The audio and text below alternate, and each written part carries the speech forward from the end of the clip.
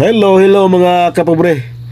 Isang mapagpalang araw po sa ating lahat. Araw po ngayon ng Sabado, mga kapobre. Panibagong araw, panibagong biyaya, panibagong pag-asa. Of course, panibagong vlog, mga kapobre. So, update lang tayo, mga kapobre, sa laro kanina. So, sa nakapanood, alam kong nag-enjoy kayo kasi napakagandang laro po. Intertown Basketball Tournament sa lungsod ng Libagon. Third placer kanina alas 8 ng umaga. Naglaro ang Sugod versus Liloan. At napakagandang match up po, mga kapobre. Dikitan ang laban first quarter to third quarter, mga kapobre.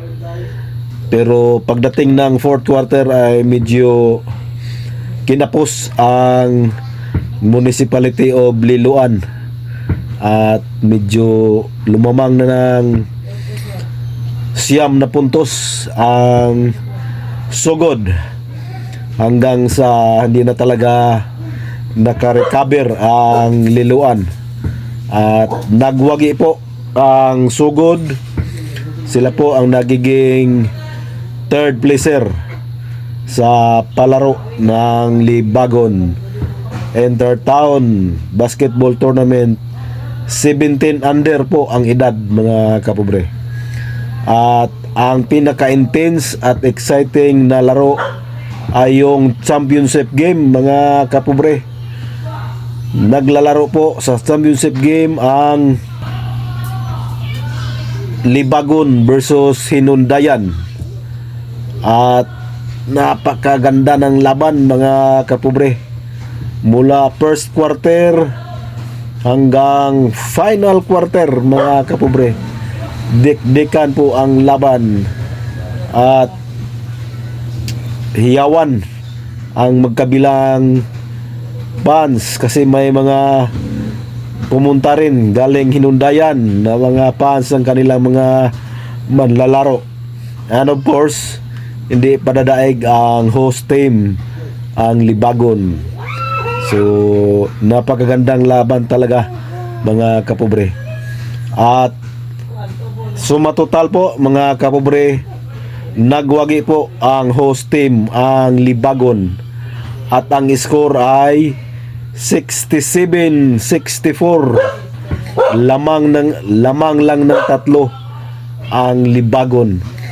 Kinapos ang Hinundayan. Sayang, napakagandang laban, mga kapobre. Sa gustong magkapanood sa full video ng laro sa third placer at championship game, i-search nyo lang po Pobreng Mapalad Vlog.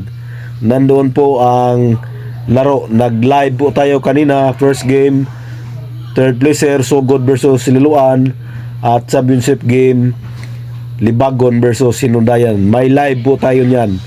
I-search nyo lang po, mga kapobre, Pobreng Mapalad Vlog. So, kita-kits sa sunod na paliga, mga kapobre. Hanggang dito na lang. Bye-bye. And congratulations pala sa Libagon. Sila ang champion. At second placer, congrats din sa Hinundayan. Napakagandang pinakita nilang laban, mga kapobre.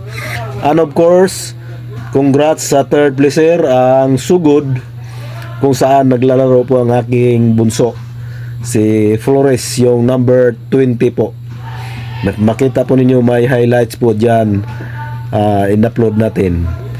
At congrats din sa fourth placer, ang Liloan. Hindi rin sila bumitaw, lumaban hanggang matapos ang laro.